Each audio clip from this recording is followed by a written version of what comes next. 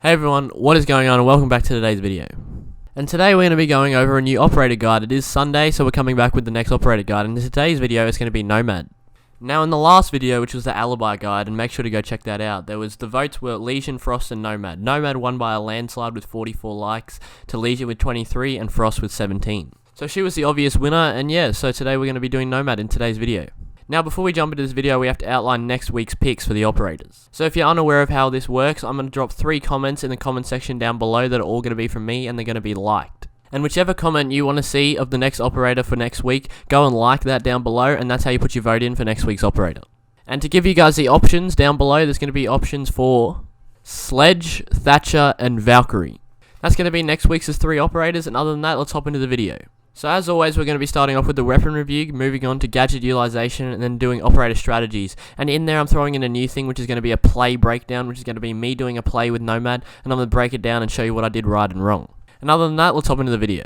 So starting off with the weapon review, the first weapon she has in her arsenal is her primaries, which is her ARX 200. It's a heavy hitting NATO assault rifle that does 47 damage on 700 rounds per minute.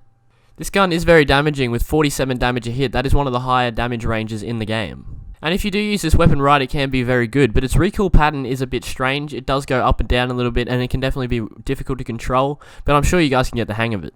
And the other problem this gun does have is its magazine size. It has 20 bullets in the magazine, which is very short for an assault rifle, and it can definitely stitch you up if you're in longer gunfights, and you really need to get those shots off against someone who has 30 to 40 bullets, while you only have 20.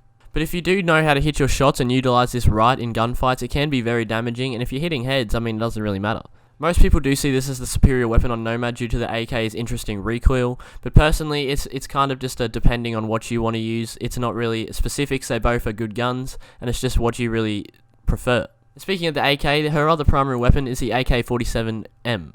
This gun does bring 44 damage on 650 rounds per minute, and it does have a much more bigger magazine size than the ARX with 40 bullets in the magazine. The downside of this gun is its recoil. It is definitely an interesting gun to control, but I'm sure like every other gun, if you practice and put the time into it, you can get it right. Personally, I don't use the AK, I'm more of an ARX person, I've kind of mastered that a lot better, but the AK is still a viable weapon if you want to learn how to control it. 44 damage is still a great range of damage you can use on your gun, and I definitely recommend that you can use it, but the ARX, in my opinion, is a better alternative. And coming into secondaries, there is obviously the 44 mag semi-auto, the scoped pistol. Semi-automatic, high-powered, 54 damage a shot. This gun does hit hard and is great for memeing on kids. I'm not sure if it is also a great weapon, but with my console aim and me sucking, it's kind of a bit difficult to use in ranked gameplay for me. I much prefer to use a primary weapon and just use secondaries to finish kills off. With the very high scope that you have on the pistol, it is the biggest zoom for a pistol in the game. I definitely recommend that you can use it if you are good with that type of range. 54 damage a shot is still pretty damaging. 2 hits of this thing and you will be injured or dead. So, it is a great weapon and it can be used, but definitely use the primaries if you're trying to play competitive because obviously you want to have more bullets and more accuracy. And onto her equipment, she is packed with the stun grenade and the breach charge. I recommend for Nomad's playstyle, which is more of an attacking, I wouldn't say she's more of a support operator. She can be played support due to her ability, but if you're playing attack with Nomad, definitely bring those stun grenades, utilize them like an Ash would, just throw them in, push in, utilize a Nomad maybe, and just take advantage of that enemy team with your stuns and your high-powered guns. Breach charges can also be useful if they are required, but majority of the time your team's going to have a breacher anyway if you're well coordinated, so you don't really need the breach charges on Nomad. I definitely recommend bringing the stuns. Now moving on to gadget utilization, we have the air jab launcher. Everyone is aware of what Nomad's ability does. It was the first thing to introduce the knockback effect in Rainbow Six Siege, and it is a shootable attachment onto her primary weapons. This gives you the ability to shoot at any surface, and you are able to knock back any enemy that comes into its range. Nomad is packed with 3 of these in her artillery, and she can shoot these at any time as long as you press the button to equip it. There's not really much explaining to do with this gadget. It is pretty straightforward. You just shoot it and leave it, but I definitely recommend you use it to counter flanks and runouts. It's an alternative to a claymore if your team doesn't have them. It's not as effective as a claymore because obviously it doesn't kill them, but if you are watching that hold, it's definitely useful, and that's how you should play Nomad. Keep your air jabs within range of you so you can pick up a kill if someone does hit them. The knockback effect is going to put the defender in an animation that they're going to be stuck in for at least 3 seconds, and they cannot shoot their gun while they're in it, especially if they go through a wall. It can slow them down a little bit more. Utilizing this ability as best as you can definitely impact a team, and that is why she is used in pro play.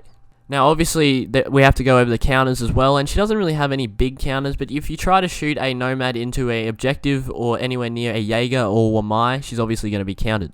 The Nomad is classified as a throwable object, which means it will be destroyed by these devices. And with the gadget utilization, I've got a new section that we're going to do, which is going to be overviewing a clip. It's going to be a clip of me playing Nomad that I picked out of all the clips I got for this video, and now I'm going to try and analyze it for you guys and show you what I did right and wrong. So let's dive into that. So diving into this clip, there's obviously going to be the intro of me opening the barricade, which you're going to be seeing at the moment. And then the first thing you're going to see me do is me peeking the angles and making sure it's clear, getting rid of that camera. And then the first thing you're going to see me do is equip a Nomad, and I'm going to shoot it at that. The reason I did that is because it is an unknown angle as I'm pushing into the left side. So I shot it on the right side in case someone comes down that staircase and they'll get nomaded and I'll be aware of their location. Now pushing further in, I completely didn't check this side and the cav did show up and I was able to pick up the kill. So it did work out in my favor, but it does not work out every time. So make sure to watch that angle and maybe nomad that unknown angle as well before you push in. As you can see, I push in further there and I put another nomad on those white stairs. It's because I'm going to be pushing up the main stairs, and if someone comes down white to possibly flank me, the nomad's going to be there. It isn't in the most hidden spot, but it is there, and it is able to notify me if there is an enemy there if they come down that staircase. So I do decide to push back up main stairs as no one did rotate down to kill me, so I see it as clear, but I make sure to drone first. So here you see me drone. I do a light drone of up the stairs. I didn't check armory, which isn't the best thing, but I definitely recommend you check armory if you are to drone up them stairs. Make sure cameras are gone so the enemy doesn't have intel. And again, I didn't really drone that out, but it did work out in my favor again, and I picked up the kill. And I do peek. I see that gunshot there, and I decide to peek, and then I get my nomad out and I try to push him back. But I believe he pushed away, and then he came towards me, which I should have been able to, I was waiting for, as you can see, and I did miss my shots because I'm bad, but I recommend if you guys just hold that angle and you're good, you'll be able to get the kill. And that's me breaking down a clip of Nomad, and now let's move on to the operator strategies. Now the operator strategies with Nomads, I kinda just went over then, but there's more in depth. Nomad, I reckon, should be played as a fragger. Her guns definitely bring fragging capabilities as long as you can hit your shots and don't get caught up in the low ammo on the ARX. Her ability can also be teamed with this because once it's used, she doesn't really have a purpose, she doesn't really have a support role, it's kinda just to counter the flanks and watch your back. And as always, the Nomads can always not work because they do make a pretty significant noise and you can track onto it if you have your headset. So I believe Nomad should be played as a fragging operator, which means you should utilize those stuns that I outlined earlier and make sure to push hard. Take objectives, peak angles, but don't push too hard. Don't be one of those clowns who just sprint into objective like Ash mains. Chill out and just hold the angles, try and get in there and just utilize her gun. This gun does a lot of damage if you hit all of your shots, so try and utilize it. Practice it in Terrorist Hunt, try and get as good as you can with this weapon and just utilize it as best as you can on the competitive field. I don't really have much to say about the operator strategies of Nomad because she's kind of just a broad operator. She can be played however the player actually wants to play her, but I definitely recommend you try and play a frag with her. And if you'd like to play a support, push with a support operator such as a Thermite, a Thatcher, and put those Nomads on the flanks and the runouts while they're trying to get the wall so they can not worry about it.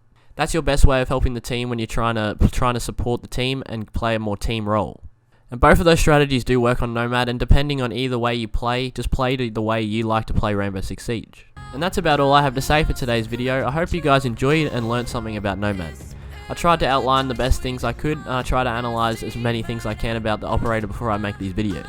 So make sure to drop a like if you did enjoy the video, it'd really support me, and drop a subscribe as well if you feel like it. As long as I taught you guys something, I'm happy and this video did its goal. I hope you guys enjoyed this video, and I'll catch you guys in the next one. Peace!